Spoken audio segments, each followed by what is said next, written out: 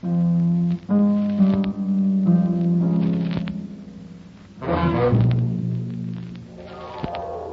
Columbia Broadcasting System presents Yours truly, Johnny Dollar.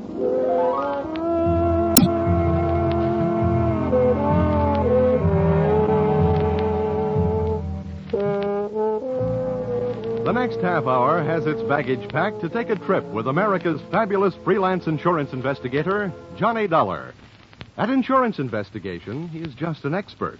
At making out his expense account, he is an absolute genius.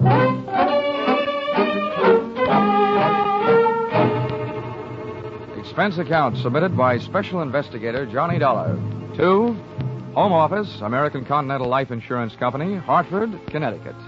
The following is an accounting of my expenditures fulfilling your assignment as a bodyguard. The body being that of your late policyholder, Robert W. Perry. Expense account item 1. Fare on night train Hartford to New York, $3.80. Expense account item 2. $1.80 taxi to Lower Manhattan the following morning. To officers Perry and Van Bruten, importers, arriving as promised at exactly 9 a.m. Good morning. May I help you? Yeah, my name is Johnny Dollar. I have an appointment with Mr. Perry for 9 o'clock. Oh, yes, from the insurance company. Well, you're right on time. Yeah, they told me I'd better be. Mr. Perry just came in. He's alone and waiting for you. I'll buzz him that you're here. Thanks.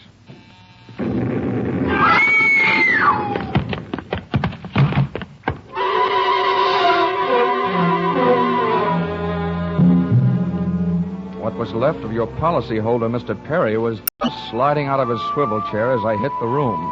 The top of his desk had erupted, and splits of mahogany pointed their sharp fingers upward through lazy circles of smoke swirling toward the ceiling. The buzzer from his secretary's desk had been rigged to a booby trap. Oh, no, Mr. Perry. Stay away from him. There's nothing you can do for him. He's dead. Oh, what happened? What happened? Whatever happened? Come on, let's get back out of here. Here you are now. Sit down. I'll get you a drink of water.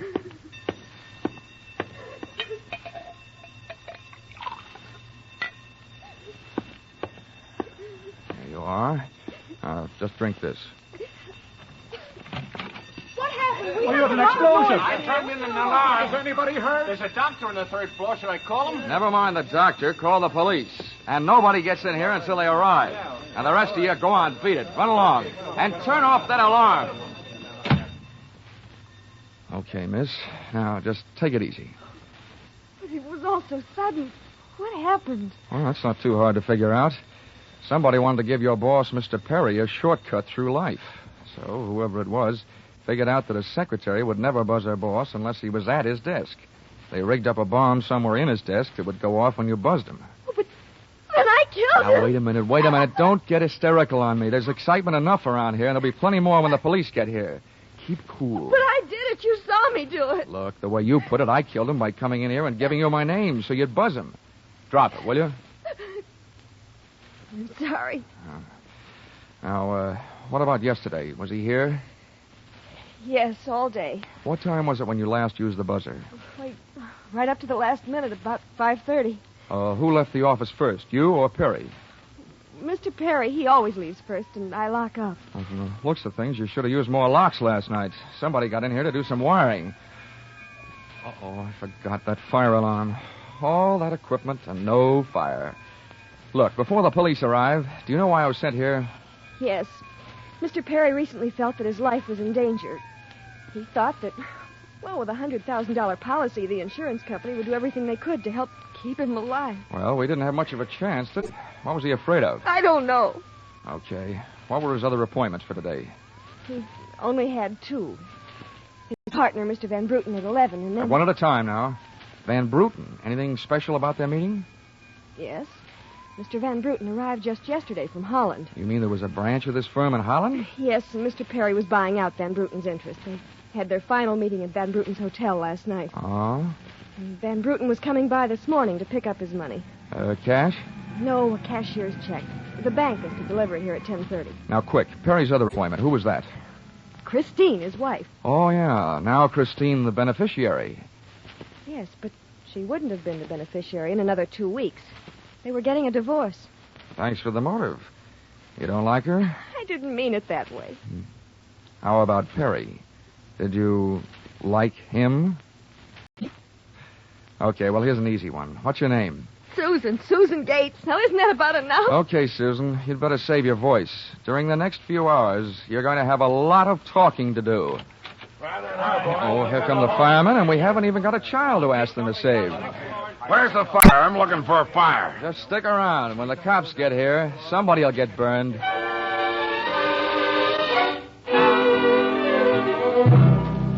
The firemen should have stuck around because the cops arrived in a blaze of glory. It was a very high-class investigation. 2 lieutenants. Finally, after about an hour, the police photographer ran out of flash bulbs, the office of the deceased ran out of fingerprints, and the lieutenants ran out of questions.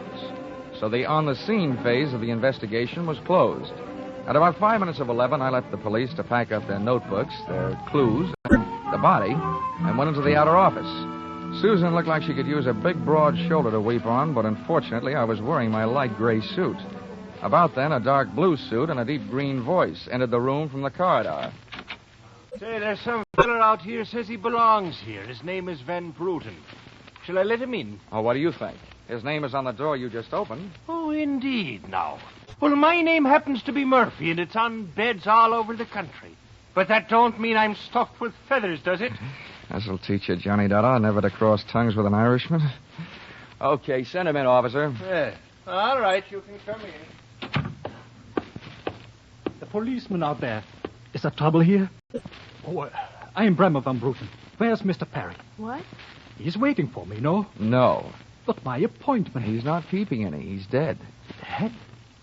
This is impossible. Last night I saw him. He was well. What happened? He was hit by a buzz bomb. A buzz bomb? Please. Oh, sorry. I forgot other people aren't used to these things. You mean that was foul play? Very foul. Please, may I sit down? My first visit in all these years, since before the war. It was to be so happy. Now, tragedy like this. He was a good man, a good partner. I understand that as of last night, you were no longer partners. Yeah, I'm glad you mentioned that. I realize, of course, that it is indelicate to speak of such things as money at a time like this. But that is why I'm here, to receive my payment. Oh, just because Perry got his, there's no reason for you not getting yours, huh? But you misunderstand me. I am deeply grieved. Since the transaction was consummated, what is there to do? A delay would be a needless waste of money. I have already paid for passage back to Amsterdam tomorrow. Your check is here, Mr. Van Bruten. Here you are. Thank you. In all my years of business, this is indeed the saddest moment. Yeah, those are very kind words, Van Bruten, and I'd believe them if your eyes would stop counting all the zeros on that check. Expense account, item 3, 90 cents. Phone call to your company.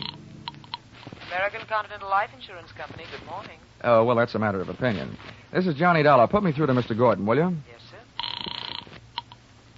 Mr. Gordon's office. Look, honey, this is Johnny Dollar. I want to speak to Gordon. Oh, and while I'm telling him what I've got to tell him, maybe you'd better sit in his lap with some smelling salts. I'm not that type of a secretary. And besides, he doesn't have a lap. Hello, Dollar. How are you making out? Out about $100,000. What's that? Yeah, somebody turned Mr. Perry into a firecracker. He's dead. Oh, that's bad news. It's a big policy, you know. Yeah. Look, what I want to know is, shall I stay on the case? Oh, certainly, Dollar. Certainly, by all means.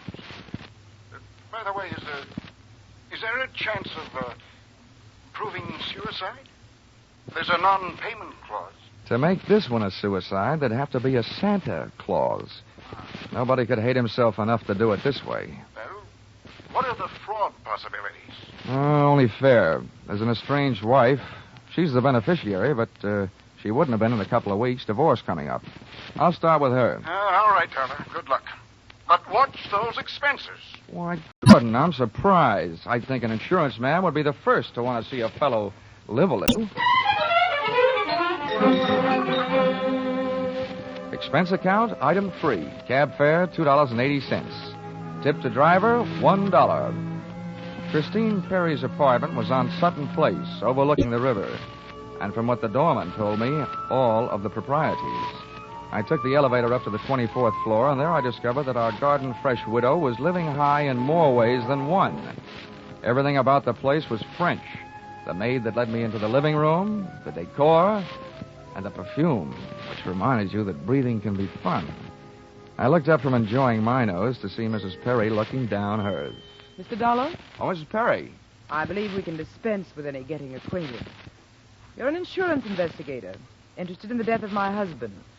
So naturally, you're here because you've jumped to the conclusion that I killed him. Oh? Well, you're the one that's jumping to conclusions, lady. Then what do you want? The policy's in order, the premiums are fully paid. I'm not quite sure. I know that you've got a great motive. So far, the only motive I've found. You haven't had much time to look, have you? Check. This is my first stop. Maybe you can help me. Do you know anyone who would be happier with your husband out of the way? I know very little about my husband's friends, or for that matter, his activities for the past 6 months. That's when I left him. Uh-huh. Well, that's not much help for either of us.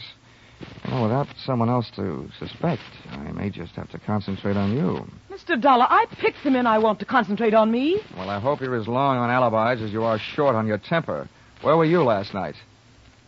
With a friend, Al Donovan. For a while, the same place my husband was. And I've witnesses to prove who was with him. Anybody at the Club Caprice can tell you. Well, save me a trip. I can't afford the prices they get there. Certainly, pleasure. My husband was with his beautiful little secretary, Susan Gates. Well, I wouldn't be more surprised if your late husband walked through the door and said that... All right, mister, that's enough. Al! Yeah. How much did you I'm hear? a big guy, baby, 6'4", and I've got big ears to match. Al, please. Would this be Mr. Donovan, your companion of last evening? I'm getting you out of here, Christine. I don't know what you're saying. You lie to me. How can I help you if you lie to me? You call me stupid. The way you're playing this, you'll alibi yourself right into a cell. I'm getting you out of here. What are you doing to me, Al? You're crazy. Come on. She's right. You are stupid, Donovan. She was doing just fine till you dropped in. Mister, you've been asking a lot of questions. Now I'll give you one answer. All right, Christine. So much for the wise guy. Now about you and your alibi. You wasn't with me at the Club Caprice last night, and if it's so easy to prove your husband was there with his secretary, who were you there with? You told me you were going with your husband, talking divorce, remember? When Al measured me for that swing, I measured my chances with him. To me, he looked like one of the corporate assets of Murder Incorporated. So I rolled with a punch, hit the floor, and stayed there, with my eyes closed and my ears opened. What I heard was Christine's alibi flying out the window, Mr. Donovan giving her a few loving cuffs, and finally the pair of them flying out the door. I allowed myself the luxury of a 20-second massage on the new lump on my jaw, and then I got up and started out after them. This case was becoming interesting.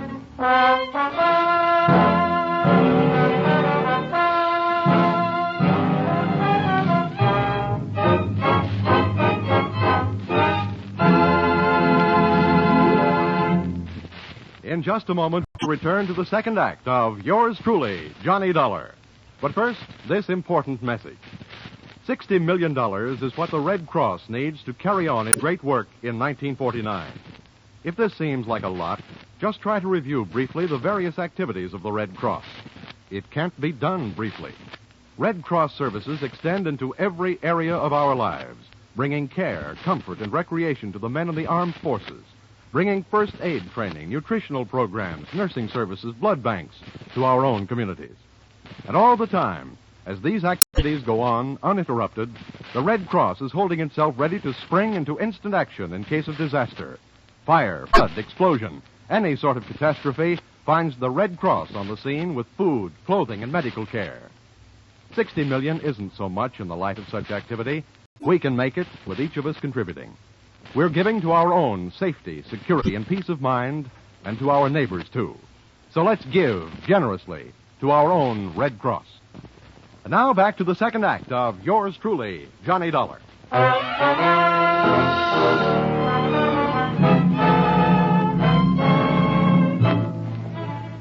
I hit the street just in time to see Donovan pushing Christine Perry into a cream-colored convertible. When they got rolling, I piled into a cab and followed them, and the chase was on. At 57th and Broadway, things got complicated. My cab was 3 cars behind theirs when a red light flashed them to a stop. Then the door of their convertible flew open. Christine jumped out, dashed across the street, and down into the subway. Since Donovan didn't follow her, I followed him. When he finally pulled to a stop, he took 2 chances. He parked in a no-parking zone and walked straight into the building beside it, a police station.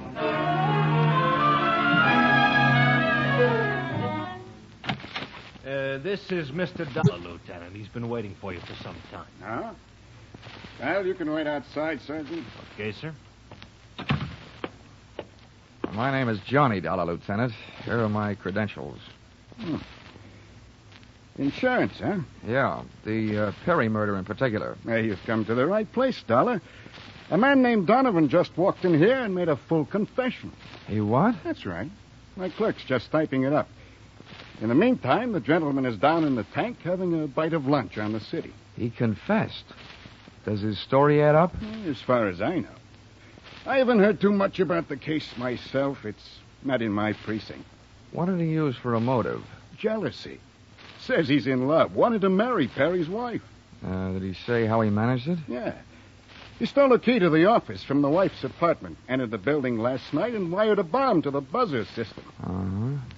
Well, guys do a lot of strange things in the name of love. Yeah, looks like Donovan did. Yeah. He either killed a man, or he's trying to cover up for someone who did. Well, listen, don't execute him for a couple of days. Huh, Lieutenant?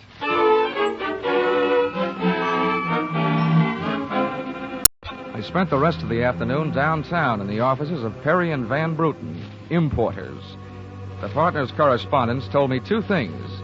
They had been extremely friendly, and Van Bruten was extremely bald. Perry had been sending him toupees from a famous Hollywood makeup firm. At 4:30, I opened the drawer marked Employment Files. They rocked me with 2 minor explosions of their own. The folder marked Donovan Albert J. told me that he'd been employed as Perry's bodyguard over a period of years and that he was canned the day before the murder. Before I received blast number 2 from the folder of Perry's secretary, Susan Gates, the office door opened behind me. Well, Mr. Dollar, you're supplied with a search warrant, I hope? Just the one I was born with, Mrs. Perry. The kind they say kills cats. You know, curiosity. What are you looking for? I found it. How about you? What are you doing here? Oh, I'm tired of dueling with you. I'm here because I want to... Well, I've got to talk to someone. I called your hotel. You weren't there. I tried to locate Susan, but I couldn't, so... I thought maybe you'd be down here. What's the basis of our sudden friendship? You should know. Al Donovan's confession. The newspapers have it already? Yes, but there's not a word of truth in it. He didn't kill my husband. How do you know that? Because... Why, it's impossible, that's all. Yeah, it was a little hard for me to swallow, too, when the police told me about it. But since then, it's become a little more digestible. What do you mean? I just learned that he was your husband's bodyguard. He was fired yesterday. That same day, your husband calls his insurance company screaming for another bodyguard. Now, how would that add up for you? A beef, maybe? Al Donovan's a fool. He never thinks. He just rushes in and says or does whatever's on his mind. He told my husband if he didn't divorce me that... Well, he threatened him. You know, you came in here saying that Donovan's confession was no good. And you spend your time making it sound better and better. What do you want, anyway? I can't help it. I've got to tell you the truth.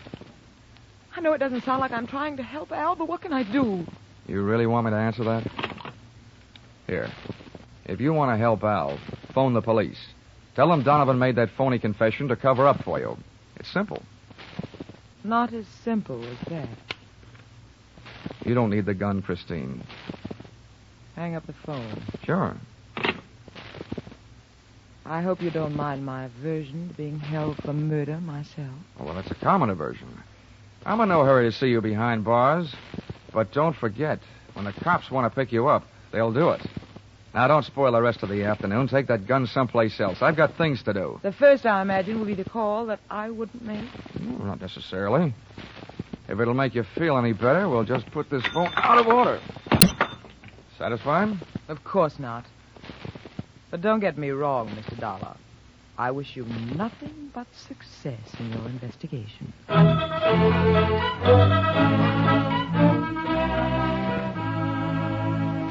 I puzzled over that exit line for a few seconds after she'd gone, and then I went back to the company's employment file, namely the application for employment as secretary of Susan Gates. It informed me that during the war she had worked in a munitions plant. Her specialty, wiring bomb fuses. When Miss Susan Gates reached home at 8:30 that evening, she found a visitor, me.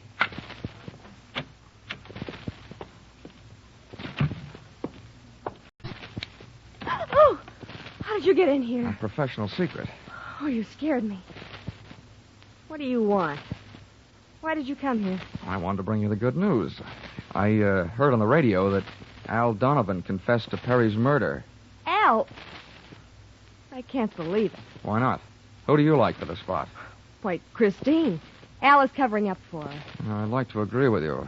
If it turns out that Christine wound up her husband's life with a bang, the company that hired me saves $100,000. But I don't know. She claims she has all kinds of alibis. One of them is you. Me? Yeah. Did you see her at the Club Caprice last night? Why, yes. I know who you were with. Your boss. There's nothing wrong with that. Oh, I'm not preaching a sermon. I want to know who she was with. I don't know. Man I'd never seen before. Mr. Perry knew him, but he wouldn't tell me who he was. Why not? I don't know. He said I might get the wrong idea. About what? I don't know. We didn't sit there and talk about it all night. Why should we sit here and talk about it all night? All right, all right. When a census taker shows up and asks a lot of questions, people answer them. When an investigator tries to do his job, they make the proverbial clam look like a blabbermouth. Look, Mr. Dollar, believe me, this has been a greater shock to me than to anyone else. Excepting, of course, your late employer, Mr. Perry. How long did you work for him? 4 years. Now, where'd you work before then? Why, Oh. Let me help you. Bombs, wiring fuses. Remember? All right, I remember. Good. Then maybe you'll remember a little bit more. Let's go back to last night. The guy with Christine Perry. Who was he? I tell you, I don't know. Was it Van Bruten? I don't know. You don't know? No, I mean... I'll get that. No, I'll go. You make sure you just don't keep going. Susan! When Susan snapped the spring lock to open the door, the gun outside opened up. The first slug caught her in the left shoulder, spinning her out of the way of the rest of them. It was getting monotonous. Every time a buzzer went off, things started booming. Susan was sprawled out on the floor in front of the door, and to open it, I had to move her. By the time I did, the hallway outside was empty. Okay, come on, take it easy. It won't start hurting for a couple of minutes. We'll have a doctor here by then. He'll give you something. Just try and keep calm. Here, I'll throw my coat over you. Try not to move. Oh. Trying to ruin this rug. Never mind the rug. What we want to worry about is who tried to ruin you. What'll they do to me? What will who do to you? They'll arrest me. No, they don't arrest people for getting shot. You have any idea who it was? That man in the office this morning. The one who picked up the check. Van Bruten? No, he wasn't Van Bruten. He was a phony. Yes. And you still gave him that check? Yes. Well, I won't ask you why. But apparently you gave him the money and then tried to blackmail him. Is that right? They'll arrest me. I wouldn't be a bit surprised. Who is this guy? Where can I find him? Come on, now, don't pass out on me now. His name, quick. Van Sant. Where does he live? Nelson Hotel. Under his own name? Oh, I don't. I don't blame you. I could use a few moments of unconsciousness myself.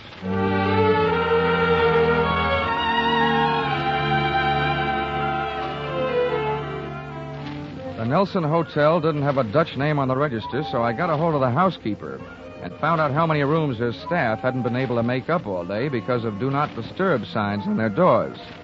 I went a-calling at these particular rooms. On the 9th floor, I awakened one old maid. On the 7th, I startled a bunch of poker players who thought they were being raided. On the 5th, I blushed my way out of the bridal suite.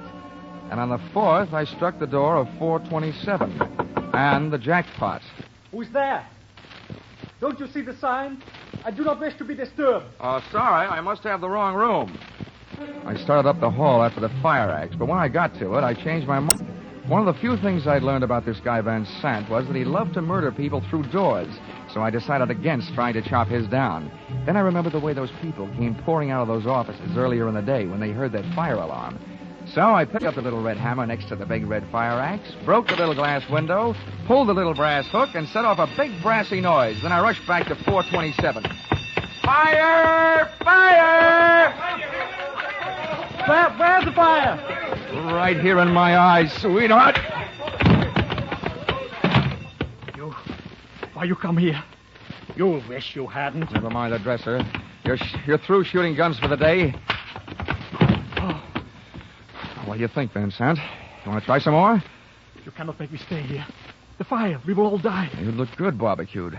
But I'll make a deal with you. You talk. And if I like what I hear, I'll show you how to get out of here alive. How do I know this? Well, you don't think I'm going to stay here and fry, do you? And if you don't start flapping that tongue in a hurry, I'll probably just tie you to a chair and run. First, where's Van Bruten? You will find him in the bedroom. He better be alive. He's out cold. What's the matter with him? He will be all right. He's on the sedatives.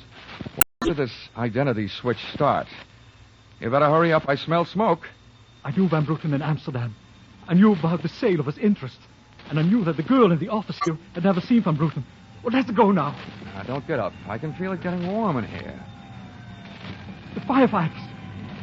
We will be saved. Now, don't be too sure. They always start at the top floor and work their way down. Come on, I can hear those flames cracking. You know the rest. Last night, when the transaction was all finished with Perry, I gave to Van Bruten some sedative and his cocoa. You set up that bomb so Perry'd get it before you showed up to pick up the check. Yeah, I told you that. Then it happened that girl didn't know I was an imposter. I don't know how. Well, let me tell you. She's been sending old Van Bruten in there toupees for the last 4 years. Gray ones, my red-headed friend. Oh, yeah. Let us get out of here, no? Yeah, out cold.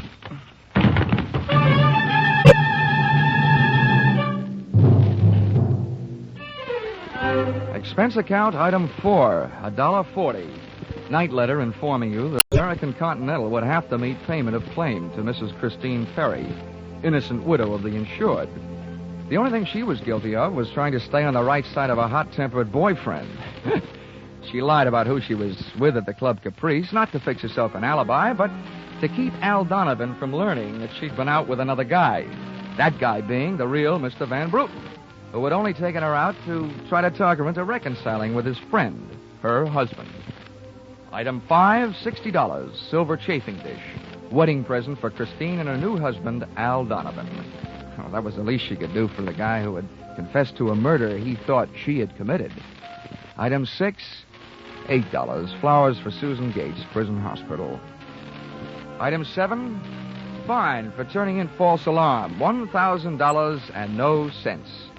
And that's what I think I'm beginning to get for getting into this racket. No sense. Expense account total, $1,263. Yours, truly, Johnny Dollar.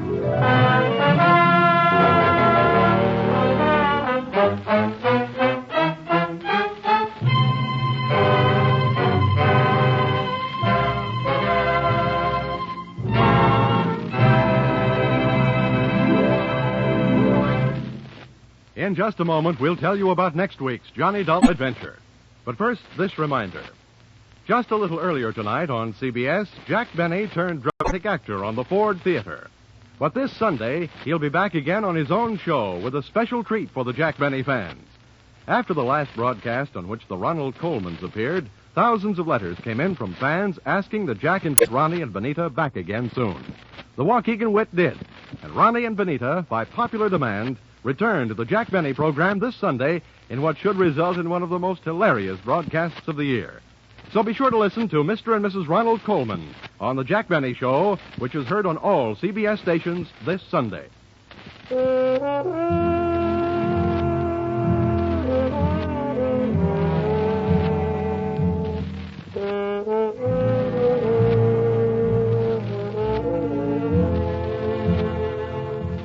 Listen in again next week when CBS brings you yours truly, Johnny Dollar, with Charles Russell as Johnny.